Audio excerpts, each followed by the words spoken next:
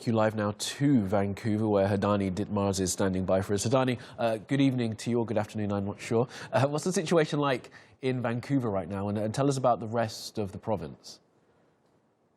Well, it's interesting, that question, because it speaks to the urban-rural divide in Canada and in British Columbia, which is not unique to this place, of course, but it's quite striking because here in Vancouver, we have yet to be really impacted in the same way that the rural communities in the interior and in the outlying suburbs, agricultural areas like Abbotsford, et cetera, have been really devastated.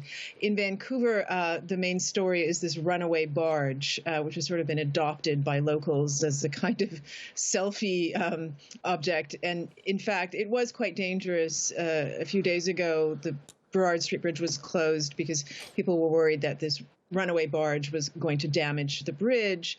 It's now going to be towed sometime this weekend, inshallah. But really, we haven't felt the same impact. Although I did notice that a local art gallery, the Monty Clark Gallery, had to postpone their exhibition because of supply chain issues, because they couldn't get the installation material that they had planned to get for this exhibition.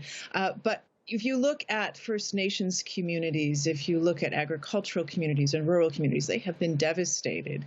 And they're, outside of Vancouver, I mean, we're really cut off. We're kind of like an island now. The Port of Vancouver is cut off from its supply chains.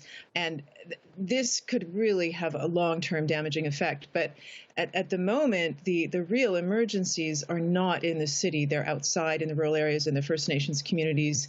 And we're hoping that now that troops are on the ground and the military has arrived, that they will really be able to focus their efforts on helping those people stranded still in many of those communities.